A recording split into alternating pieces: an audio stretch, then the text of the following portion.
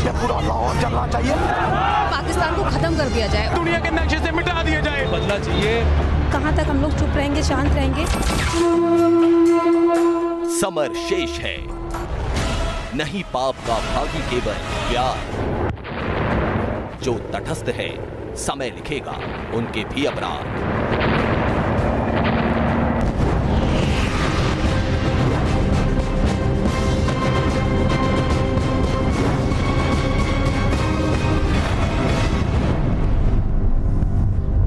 अलगाववादी नेता यासिन मलिक की गिरफ्तारी के बाद घाटी में 100 कंपनी पैरा मिलिट्री फोर्स की तैनात की गई तो महबूबा मुफ्ती अलगाववादियों के साथ खड़ी दिखी, ये कहते हुए कि सोच को कैद नहीं कर सकते। बीजेपी के करीबी माने जाने वाले सज्जाद लोन भी गिरफ्तारियों की आलोचना कर रहे हैं। अलगाववादियों ने आज घाटी में बंद की अपील की है। वैसे बंद की वजह आर्टिकल 35A भी है, जिसे लेकर सुप्रीम कोर्ट में बहुत जल्द सुनवाई हो सकती है, जहां मोदी सरकार इसे खत्म करने की वकालत कर सकती है। इस तरीके की खबरें आ रही हैं। लेकिन इस बीच उमर अब्दुल्ला कह रहे हैं कि सरकारी आदेश से लोगों में घबराहट है। कुल मिलाकर 35A को लेकर घाटी में हलचल तेज हो चुकी है। 35A धारा 370 का हिस्सा कहा जाता है, जिसे अलगाववाद की जड़ माना जाता है। तो क्या घाटी से धारा 370 और 35A खत्म होनी चाहिए, क्योंकि ये जरूरी है? क्यों ये जरूरी है? क्या वाकई इससे अलगाववाद पर लगाम लग सकेगी? इसी मुद्दे पर आज बात करेंगे इस खास पेशकश में, और हमारे साथ तमाम खास मेहमान भी जुड़ेंगे इस जरूरी मुद्दे पर बात करने के लिए। हमारे साथ कांग्रेस पार्टी के प्रवक्ता आलोक शर्मा साहब जुड़ रहे हैं, हमारे साथ वरिष्ठ पत्रकार कमर आगा साहब जुड़ रहे हैं, हमारे साथ भारतीय जनता पार्टी के प्रवक्ता राजीव जेटली साहब जुड़ रहे हैं, हमारे साथ जुड़ रहे हैं सुशील पंडित साहब, जो लगातार जम्मू कश्मीर की आवाज को उठाते रहे, और हमारे साथ जुड़ रहे हैं जेडीयू के प्रवक्ता सैयद अफजल अब्बास साहब। जेडीयू के प्रवक्ता क्यों, ये भी हम आपको बताएंगे। और साथ में जुड़ रहे हैं सुभाष कश्यप साहब, देश के जाने माने संविधान मामलों के जानकार। लेकिन सबसे पहला सवाल राजीव जेटली साहब मेरा आपसे, जो खबरें आई हाल ही में जिसमें कहा गया कि सरकार ये कह सकती है अदालत से कि धारा 35A को खत्म किया जाए। 2014 के चुनाव में इन बातों का जिक्र होता था, 370 का जिक्र होता था, 35A का जिक्र होता था। 2019 में क्यों याद आ रही है सर? देखिए, मैं केवल इतना बोलना चाहता हूं कि ये वक्त पे आपने देखा होगा अटॉर्नी जनरल ने इसके ऊपर अपना सुझाव रखा, अपना बयान भी दिया और अपने विचार भी रखे, और सरकार की जो मंशा है वो भी सुप्रीम कोर्ट के सामने बार बार रखी गई थी। मुझे लगता है कि ये चर्चा थोड़ी सी अलग होनी चाहिए थी। आपने मेरे से स्पष्ट क्वेश्चन पूछा, जो सरकार का एक नीति है सरकार ने बनानी है, सरकार उसके ऊपर जल्द जवाब भी देगी आपको। जिन मुद्दों का जिक्र 2014 में होता था, 2019 में उनकी याद क्यों आ रही है? क्या इसको चुनाव से जोड़कर देखा जाए? क्या इसको पुलवामा से जोड़कर देखा जाए? क्या आपको एहसास होता है इस बात का? क्या आप मानते हैं कि हाँ, हमसे देरी हुई? देखिए, कश्मीर के युवाओं को मुख्य धारा में लेकर के आना ये देश के प्रधानमंत्री जी का प्रथम दायित्व था, जिस दायित्व को उन्होंने बहुत बेहतर निभाया भी है। पहली बार देखिए, अब श्रीनगर के अंदर पहला IIT IIM कश्मीर के अंदर, ये कभी कल्पना की गई थी? नहीं की गई थी। लद्दाख को अलग से एक जिले का दर्जा देना, वहाँ पे अलग से DC होना, वहाँ पे अलग से पुलिस निरीक्षक होना, महानिरीक्षक होना, ये सब बातें देश के प्रधानमंत्री लेकर आए। 2018 में यही बता रहा हूँ, मैं इसी पे आ रहा हूँ 2018 में कश्मीर का 100% इलेक्ट्रिफिकेशन, ये भी देश के प्रधानमंत्री की एक देन है जो कश्मीर को है। मुद्दा यहाँ पर है कि कश्मीर के युवाओं को मुख्य धारा के साथ जोड़ना, ये प्रथम उद्देश्य है, और उनको मुख्य धारा के साथ जोड़ना और देश के साथ कश्मीर को जोड़ने के लिए जो भी मुमकिन कदम होंगे वो हमारी सरकार 35 से 370 में तीसरी बार आपसे पूछ रहा हूं, खत्म होना चाहिए?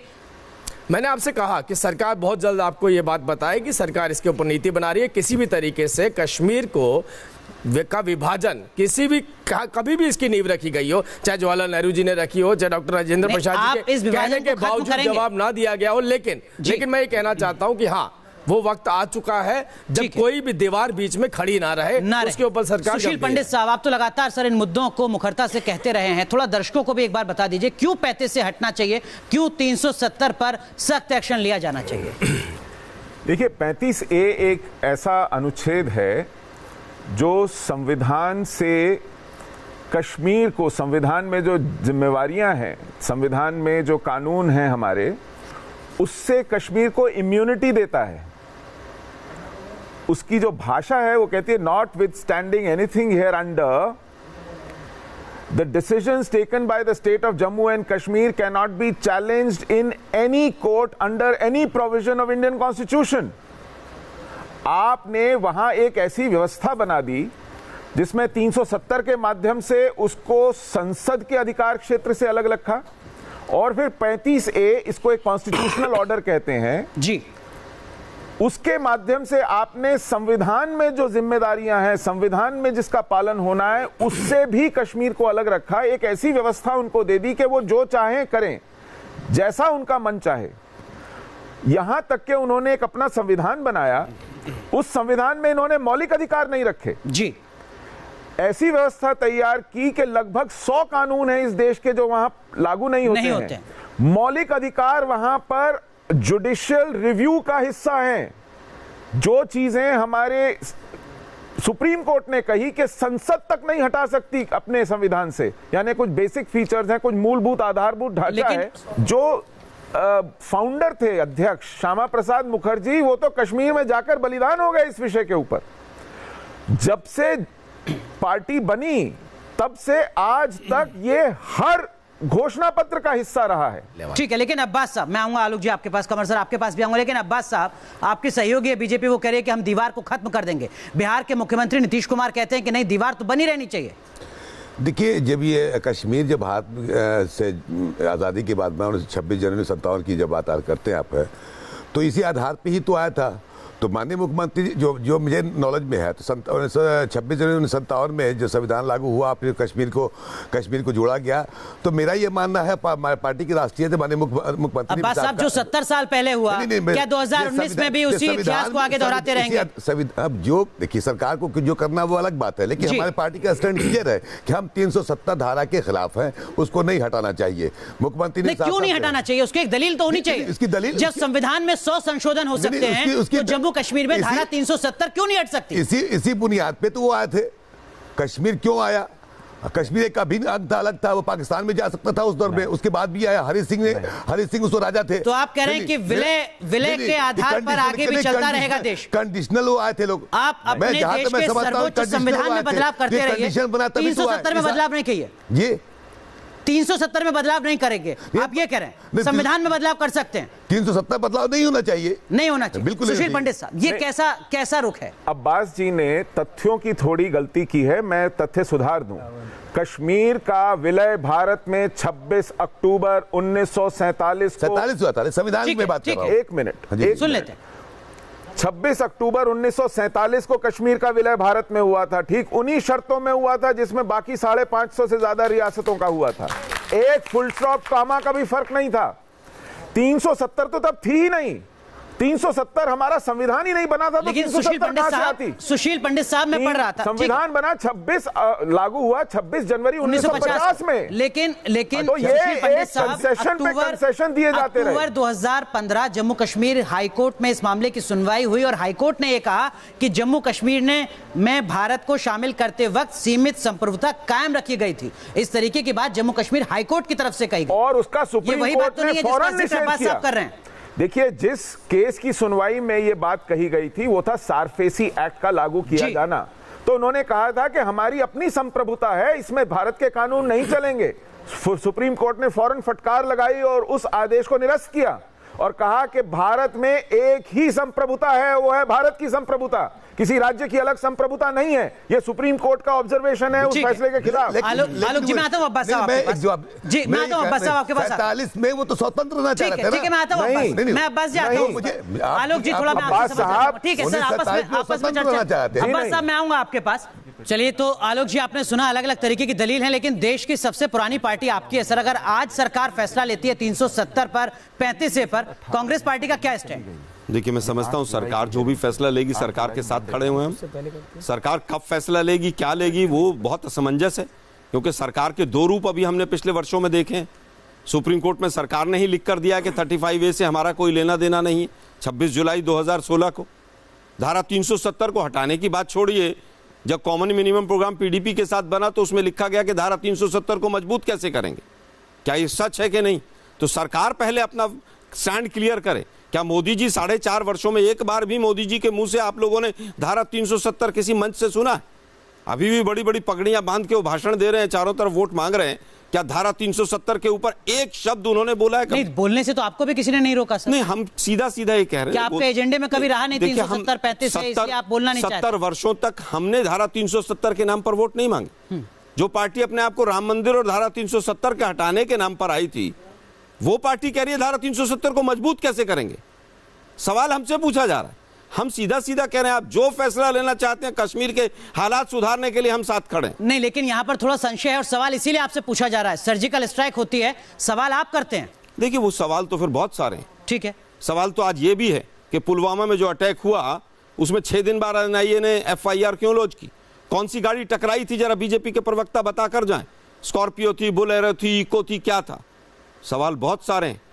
सवाल का अगर पिटारा छिड़ेगा तो बहुत दूर तक बात जाएगी। तथ्य जो हैं वो मेरे पास हैं सर। उसके मुताबिक अटॉर्नी जनरल ने कहा कि इस मामले पर अभी सुनवाई नहीं होनी चाहिए क्योंकि घाटी में जो स्थितियां हैं वो इसके पक्ष में नहीं है। 4 बार राज्य में आप उसके बाद भी घाटी की स्थितियां बेहतर नहीं है। इस दलील के साथ एक और तारीख AG गोपाल जी ने कहा था कि ये एक सेंसिटिव मैटर है। मैं आपको लाइन रहेगा सर। मैम एक सेकंड, आपने कहा कि मेरे पास तथ्य, तो मेरे पास भी तथ्य है। मैं केवल ये बोलना चाहता हूं कि एक सेंसिटिव मैटर, सुप्रीम कोर्ट को इसे संज्ञान में लेना चाहिए और इसके ऊपर सुनवाई करनी चाहिए। ये वर्जन था, सुनिए, ये वर्जन था जब ये एक NGO की पिटीशन थी। मैं केवल करेक्ट करना चाहता हूं इस बात को, और आपको और विस्तार से चाहिए तो मुझे लगता है आपको सुशील पंडित जी सरकार बता रही। पंडित साहब, अगर मेरे तथ्य गलत है सर तो आप बताएं। और क्या इस मामले को सिर्फ लटकाने की कोशिश की जाती है राजनीतिक दलों के द्वारा? एक बड़ी सुखद विडंबना है। इससे पहले कि मैं आपके सवाल का जवाब दूं, मैं अपने सबको, पैनलिस्ट को और आपके दर्शकों को बताना चाहूंगा, कार्यक्रम का शीर्षक है समर शेष है। ये दिनकर की एक पंक्ति है जी। समर शेष है नहीं पाप का भागी केवल व्याध, जो तटस्थ है समय लिखेगा उनका भी अपराध। आज तटस्थ रहने का समय नहीं है, गोलमोल बात करने का समय नहीं है, समर है। युद्ध की स्थिति आ गई है। आपके पीछे सेट देख लीजिए। हम लोग युद्ध में जाने के लिए कमर कस रहे हैं और अभी तक दिमाग दुरुस्त नहीं है। मैं इस बात को लेकर हैरान हूं। किसी एक का या तीनों का? तीनों राजनीतिक दलों का जिनके नुमाइंदे यहां बैठे हुए हैं। आपके सामने सब कुछ स्पष्ट है, मैं क्या बोलूं।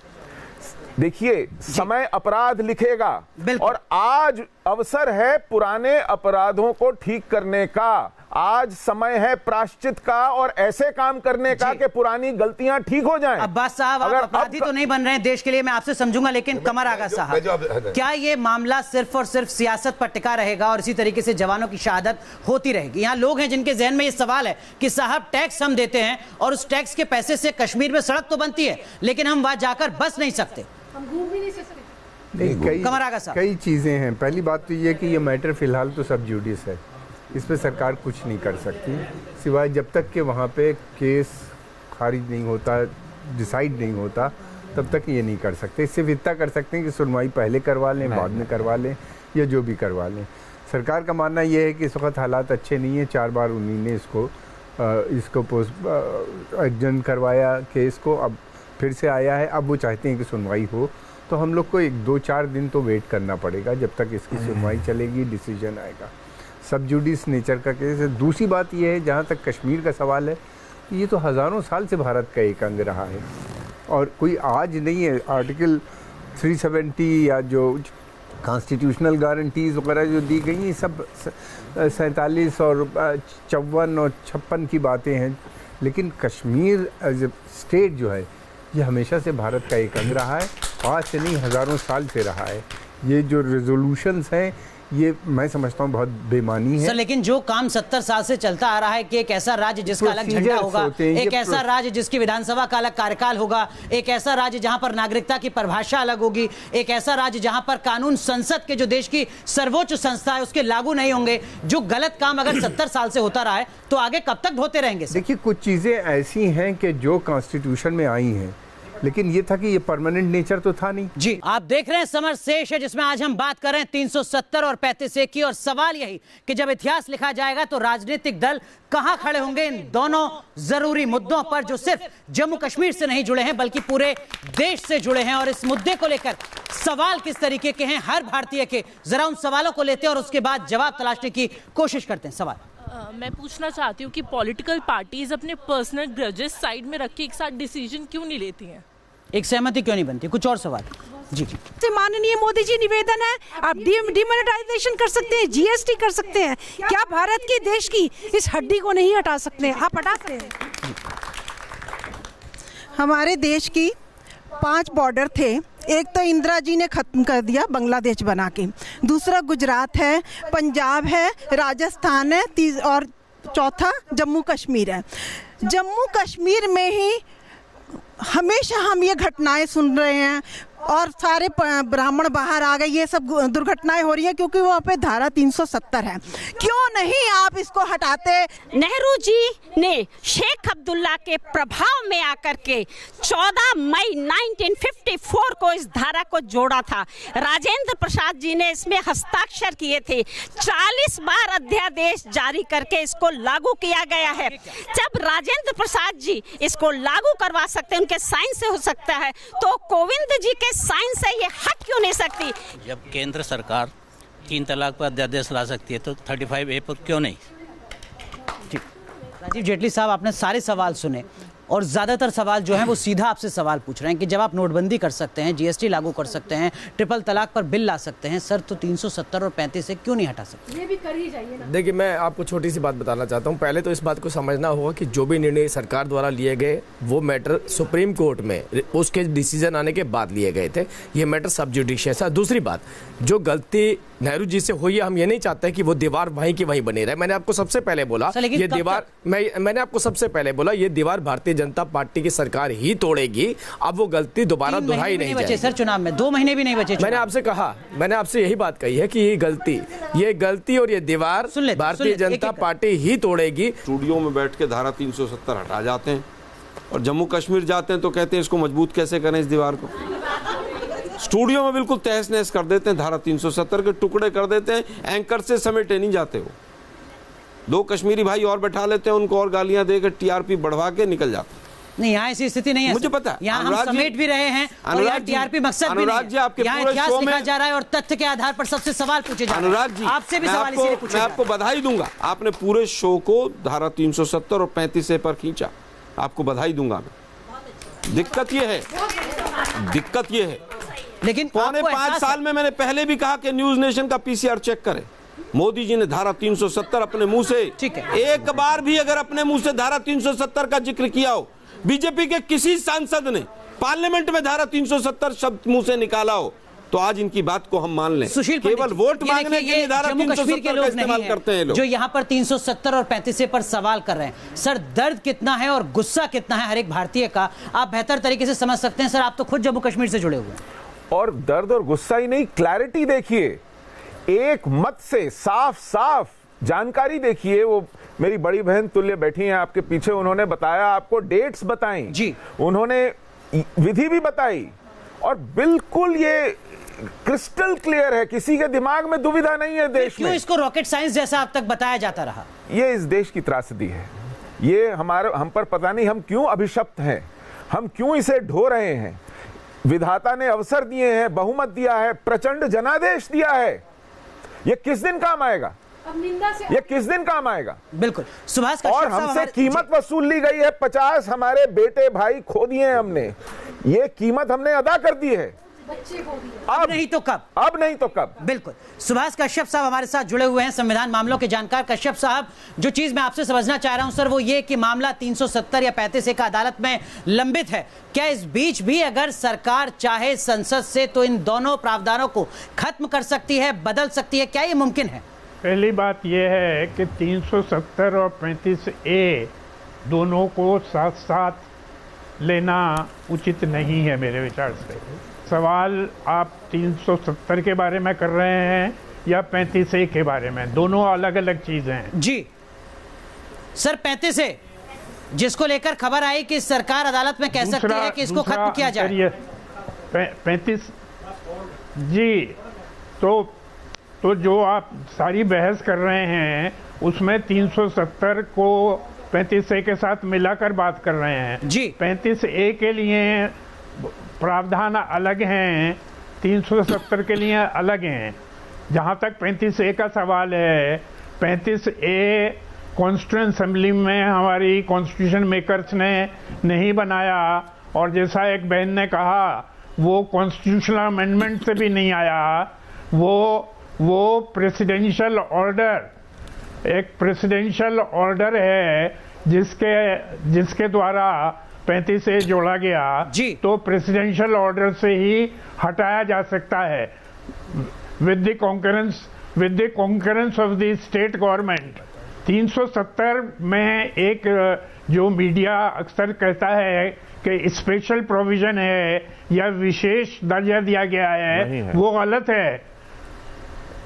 संविधान का जो 21वां भाग है, 21वें भाग में दो तरह की प्रोविजन है, टेम्परेरी प्रोविजन में और स्पेशल में अंतर किया गया है जी। ये 370 टेम्परेरी प्रोविजन है, बाय डेफिनेशन टेम्परेरी है बिल्कुल। और दूसरी प्रोविजन जो नॉर्थ ईस्ट के बारे में है, नागालैंड वगैरह की, वो स्पेशल प्रोविजंस हैं। ये स्पेशल प्रोविजन नहीं है तो क्या जम्मू कश्मीर के बारे को भी में। खत्म किया जा सकता है? टेम्परेरी प्रोविजन है और वो जी बिल्कुल खत्म किया जा सकता है, लेकिन संविधान कहता है कि उसको खत्म करने के लिए जम्मू कश्मीर की कॉन्स्टिट्यूएंट असेंबली की कंसेंट होनी चाहिए। तो अब सवाल ये है कि कॉन्स्टिट्यूएंट असेंबली के बगैर किसको पावर है कंसेंट देने की? अगर ये इस पर दो राय हैं, एक राय ये है कि कॉन्स्टिट्यूएंट असेंबली नहीं है तो अब नहीं हटा सकते, दूसरी राय ये है कि उसकी कोई न कोई सक्सेसर, जो भी सक्सेसर हैं उसके राय से हटाया जा सकता है। तीसरा व्यू ये है कि अगर ये प्रोवाइड किया जाए कि अमुक संस्था या अमुक व्यक्ति की कंसेंट से कुछ काम हो सकता है और उसकी मृत्यु हो जाए, उस व्यक्ति की मृत्यु हो जाए या वो संस्था खत्म हो जाए, तो उस कंसेंट की जरूरत नहीं रहती जी, सवाल ही नहीं उठता। तो तीन अलग अलग तरीके के पक्ष है 370 को लेकर। सुशील पंडित, आप कुछ कहना चाह रहे थे? जी, जब धारा ये तो साफ हुआ कि 370 भी हट सकती है, 35A भी हट सकती है, कोई रॉकेट साइंस नहीं है। एब्सोल्युटली। अब इसकी प्रक्रिया का प्रश्न है, केवल प्रक्रिया पर बात आ गई है। प्रक्रिया के विषय में ऐसा है कि ये एक टेम्पररी प्रोविजन था, इसको कॉन्स्टिट्यूएंट असेंबली ने ही हटाना था जब वो अपना कॉन्स्टिट्यूशन प्रोमलगेट करते ही, वो तब तक के लिए था। कॉन्स्टिट्यूएंट असेंबली जम्मू कश्मीर की, उन्होंने इसे हटाया नहीं, ये हट जाना चाहिए था, ये पता नहीं कैसे चिपका रह गया।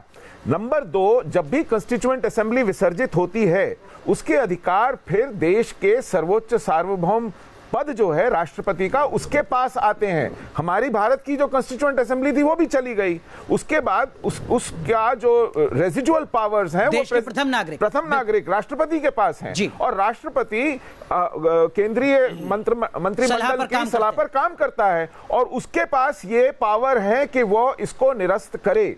ये एक टेम्पररी अनुच्छेद है, इसलिए ये बहुत पहले चला जाना चाहिए था। 70 साल से ये अस्थायी पड़ा है, ये बड़ी विडंबना है। देखिए, कश्मीर के मामलों के जानकार, संविधान के मामलों के जानकार ये कह रहे हैं कि साहब बहुत पहले हट जाना चाहिए था, अब तक नहीं हटा, और आपकी तरफ से वकील अदालत में जाकर कह रहे हैं कि साहब अभी सुनवाई मत कीजिए, टाल दीजिए। देखिए दीक्षित जी, मुझे लगता है कम से कम 8 बार ये प्रश्न मुझसे किया होगा और बार-बार एक ही प्रश्न किया और मैं बार-बार एक ही जवाब दे रहा हूँ। सर 8 मेरे और 18 इनके भी मैंने आपसे कहा ये चर्चा भारतीय जनता पार्टी में ही हो सकती है कि 35A और 317 हटाने की बात। उससे पहले तो मुझे लगता नहीं आपको किसी को 35A के बारे में जानकारी भी होगी, अगर 4 साल पहले चले जाए। मैं केवल यही बोलना चाहता हूँ, मैं यही बोलना चाहता हूँ 4 साल पहले 4 साल पहले 35A के बारे में बहुत जानकारी इस देश की जनता को नहीं थी। जब ये जानकारी आपके पास आ रही है, इसको हटाने की मांग आपके पास आ रही है और भारतीय जनता पार्टी इस बात को कह रही है कि दीवारें सारी तोड़ी जाएंगी, तो उसका सीधा सीधा अभिप्राय है आपको बात को समझना। 2019 के चुनाव में मैंने आपसे कहा बात को समझना चाहिए। दीवार कोई संसद का सत्र नहीं आएगा, हम वो दीवार तोड़ने की सिर्फ अध्यादेश आएगा, अगर आता है तो हम वो दीवार तोड़ने की बात कह रहे हैं जिसे गलती का नाम दिया गया कि गलती कांग्रेस में प्रधानमंत्री ने की है, उस दीवार को तोड़ने की बात कह रहे हैं। बहुत जल्द वो दीवार आपको दिखाई मैं आता हूं आलोक जी आपके पास। मैं 9वीं बार आपसे वही सवाल पूछ रहा हूं सर, ये जो दीवार खत्म कर रहे हैं ये कब करने वाले हैं खत्म? बहुत जल्द देश आपसे मैंने आपसे कहा सरकार अभी सब, क्योंकि मैटर सब जुडिशियस है, सरकार आपके सामने निर्णय लेके बहुत जल्द आएगी और इसके निर्णय आपके सामने होगा। लेकिन दीक्षित जी मेरे अलावा क्या किसी राजनीतिक पार्टी ने अभी तक बोला, मैं कांग्रेस की बात कर रहा हूं, जिन्होंने कहा हो कि हाँ ये धारा हटनी चाहिए? ये तो कह रहे हैं। पूछिए ना, पूछिए आप दोबारा कार्यक्रम में ही आलोक जी कह रहे हैं कि हाँ हटनी चाहिए। दो बार ये प्रश्न मुझसे किया, लेकिन हाँ या ना में जवाब दीजिए। हाँ या ना में जवाब दीजिए। पहले हाँ या ना में जवाब दे दीजिए, फिर मैं आपके पास आता हूं। मैंने बार बार कहा सरकार को जो कदम लेना है हम उनके साथ खड़े हैं। अब कुछ बचता है क्या सर? अब तो कुछ नहीं बचता। लेकिन आलोक जी एक सवाल मैं आपसे पूछना चाहता हूं। एक मिनट, मैं थोड़ा सा सुभाष कश्यप साहब की बात को आगे बढ़ाता हूं। मैं एक सवाल मेरा आप सुन लीजिए। जो राजीव जेटली बार बार कह रहे हैं कि जो अतीत में गलती हुई, जो पंडित नेहरू के दौर में गलती हुई, क्या आपको लगता है कि आज जो पूरा जम्मू कश्मीर झेल रहा है, जिस पर चर्चा पूरे देश में हो रही है, वो आप ही की पार्टी की नीतिगत विफलता थी, एक गलती थी जिसका खामियाजा पूरा देश आज भुगत रहा है? आप 1947, 48, 1954 उस स्थिति को 2019 से कंपेयर नहीं कर सकते। तो आज भाखड़ा की बात क्यों करते हैं कि हमने भाखड़ा बनाया था? सर एक मिनट, उस समय पर जो हालात थे बॉर्डर्स पर, कहीं टेररिज्म नहीं था। दोनों मुल्क अपने अपने लोगों को रोटी देने पर बिजी थे। उस कंडीशन को आज कंपेयर करें और केवल पंडित नेहरू जी की माला लेकर बैठ जाएं टीवी स्टूडियो में और जम्मू कश्मीर में जाकर कहें कि धारा 370 को मजबूत कैसे किया जाए, ये दुर्भाग्यपूर्ण। ठीक है, मेरा ये कहना है कि अगर हट सकती है, भाई आपकी तो सरकार भी थी। नहीं, अब तो सुभाष कश्यप जी भी कह रहे हैं कि हट सकती है। जम्मू कश्मीर में भी सरकार आपकी थी। जब महबूबा मुफ्ती ने कहा कि धारा 335A को जो हटाएगा तिरंगे को कंधा देने वाला नहीं होगा, तब तो सरकार चलाते रहे उनके साथ। ठीक है, आज ये देशभक्त बन के घूम रहे हैं। मैं आता हूं राजीव, हम ही हटाएंगे, हम ही दीवार तोड़ेंगे। जो बात अक्सर कही जाती है कि आजादी के वक्त या संविधान बनाते वक्त या जम्मू कश्मीर को भारत का हिस्सा बनाते वक्त ही एक गलती हुई जिसको आज 70 साल से हम झेल रहे हैं, जो आलोक शर्मा की दलील है, क्या वास्तव में उस दलील में कुछ दम है कि तब हालात कुछ और थे, आज हालात कुछ और हो चुके हैं? प्रायोरिटीज अलग थी उस वक्त। ये था कि किसी भी सूरत से कश्मीर को जोड़ लो। अंग्रेज़ों का एक डबल पॉलिसी चल रही थी उनकी, हमेशा से जो होती है डिवाइड एंड रूल की पॉलिसी, और उसके चलते हुए एक पार्ट कश्मीर का हमारे हाथ से निकल भी गया। महाराजा साहब की अलग लाइन थी, वो पाकिस्तान से भी बात कर रहे थे हरी सिंह, और दूसरी तरफ दिल्ली से भी बात करना चाह रहे थे। जब उन्हीं ने देखा कि ये कश्मीर निकला जा रहा है तो वो दिल्ली के पास दौड़े। दिल्ली ने फौरन फौजें भेजी और उसको रोका।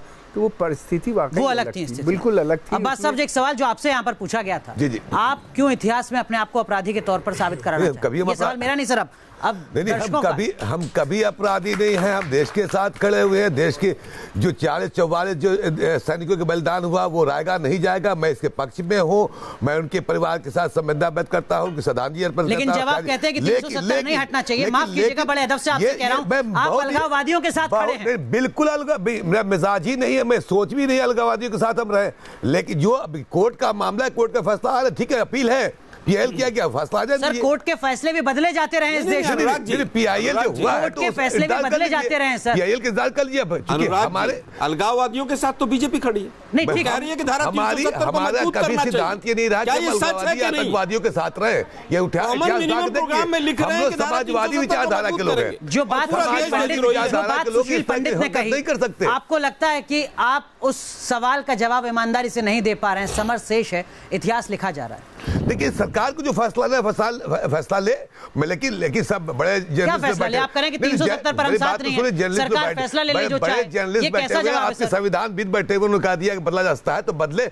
हमारी अपनी राय ये थी कि ये अगर किया जाता है तो हो सकता है कि इंतशार और फैले।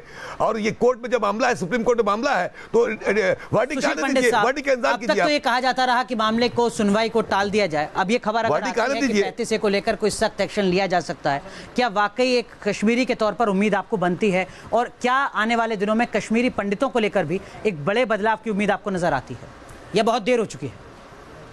नहीं, देर तो बहुत हुई है, लेकिन हमारे पास उम्मीद के सिवा कुछ है भी तो नहीं। एक लोकतांत्रिक व्यवस्था में आप जनादेश देकर सरकार को चुन सकते हैं, उसके बाद वो काम सरकारों को करना है। लेकिन जहां तक मेरा व्यक्तिगत प्रश्न है, मुझे लगता है कि शिशुपाल की 100वीं गाली आ चुकी है। अब सुदर्शन चक्र चलने का समय है। सुभाष कश्यप साहब, क्या आपको भी लगता है? सर, आप तो संविधान को बहुत करीब से लगातार देखते, समझते और समझाते आए हैं। 35A और साथ में 370 भी, इनको लेकर वाकई कोई बड़ा बदलाव हो सकता है राजनीतिक विमर्श के स्तर पर, संसद के स्तर पर, अदालत के स्तर पर?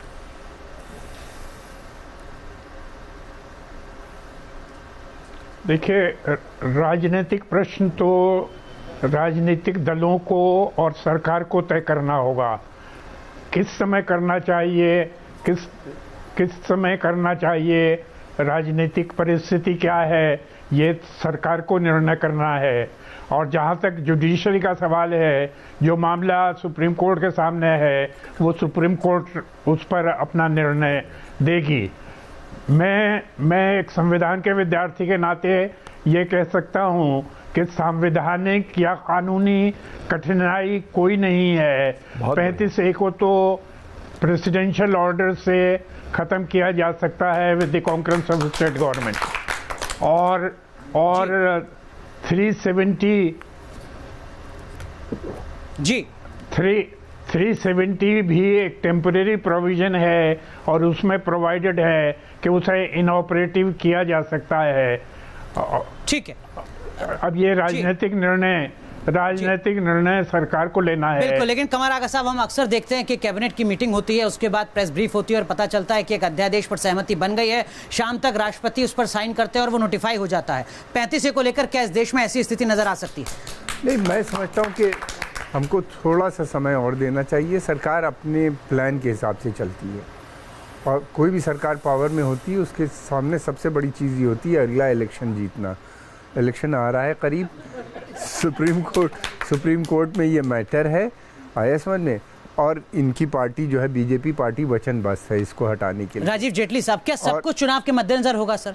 उन 40 जवानों की शहादत का कोई मतलब नहीं होगा, उन कश्मीरी पंडितों से किए वादे का कोई मतलब नहीं होगा आपके लिए, जो लगातार आप करते रहे? देखिए, जो सरकार की शुरुआत स्टॉप वॉच के साथ हुई हो, जिसने अगले 6 मिनट के बाद अपनी अकाउंटेबिलिटी सेट की हो और 6 मिनट के बाद जनता ने और दूसरी विपक्षी दलों ने पूछा हो कि आपने क्या किया, और हम 6 मिनट के बाद से जवाब देते हुए आ रहे हैं, वो चुनाव के लिए अपने कार्य नहीं करती है, वो देश के प्रति अपनी जवाबदेही रखती है, वो अकाउंटेबल है, ईमानदारी से कार्य कर रही है, और हमने जो भी कार्य किए हैं वो चुनाव की दृष्टि से नहीं करे। संक्षेप में आलोक जी, क्या वाकई कुछ हो पाएगा 370 और 35A पर? देखिए, मुझे लगता है कि 4.5 पौने 5 वर्षों में जिस देश के प्रधानमंत्री ने 70 साल तक वोट मांगी और धारा 370 पे, और स्टैंड ये रहा हो कि धारा 370 को मजबूत कैसे किया जाए, वो कुछ नहीं करेंगे, केवल चुनाव के लिए इसका दुरुपयोग करेंगे। अब्बास साहब, कहीं आपका भी राजनीतिक डर तो नहीं है बीजेपी को कि जैसे ही 370 पर फैसला लिया जाएगा बिहार की सत्ता से कहीं बाहर ना हो जाए? बिल्कुल नहीं, हम सत्ता के लोभी भी नहीं है और इतिहास साक्षी है कि हम रिजाइन दे सकते हैं, लेकिन हमारा स्टैंड है, हमारी पॉलिसी है, हमारा सोच है, हम उस सोच के आधार पर बोल रहे हैं। हम न किसी डर है न डराने की आदत मेरी है। पार्टी का अपना स्टैंड बहुत पहले से क्लियर है, आज से नहीं 17 साल पहले से है, उस पर ही अमल कर रही है। सुशील पंडित साहब, क्या वाकई स्थितियां सुधरने वाली हैं या एक बार फिर निराशा हाथ लगेगी, शहादत बेकार जाएगी? आप गुस्सा देख रहे हैं लोगों का असर, यहाँ तो कुछ लोग बैठे हुए हैं, लोग हजारों लाखों करोड़ों की संख्या में सवाल पूछ रहे हैं कि कब तक इस तरीके का विरोधाभास बना रहेगा जम्मू कश्मीर को लेकर? देखिए, देश में बहुत रोष भी है और देश आहत भी है और बार बार इस तरह की कीमत चुकाने को तैयार नहीं है। एक मर्यादा अब लंघ गई है, इसको अवसर समझिए, विधाता का आदेश समझिए, इस पर काम कीजिए, वरना फिर अगली कीमत बहुत बड़ी चुकानी पड़ेगी और वो राजनीतिक वर्ग को, नेतृत्व को चुकानी पड़ेगी। उससे बचिए। बिल्कुल। जो यहाँ पर तमाम दर्शक मौजूद हैं, एक बार अगर आप लोग हाथ उठाकर ये बता सकें, कितनों को ये लगता है कि 35A और 370 पर तुरंत फैसला होना चाहिए? मैं ये इसके लिए संदेश राजीव जेटली साहब के लिए ही नहीं है, अब्बास साहब के लिए भी है और आलोक शर्मा साहब के लिए भी है। लोगों का मूड क्या है, लोगों का गुस्सा क्या है, राजनीतिक दलों को समझना होगा और उसी के आधार पर 35A और 370 पर जल्द से जल्द एक सख्त फैसले की दरकार है। बहुत बहुत शुक्रिया आप सभी लोगों का जुड़ने के लिए और इन दोनों पहलुओं से जुड़े अपने अनुभव को साझा करने के लिए। तो इस खास पेशकश में बस इतना ही, लेकिन आप बने रहिए न्यूज नेशन के साथ, क्योंकि खबरों का सिलसिला यहां कभी नहीं थमता।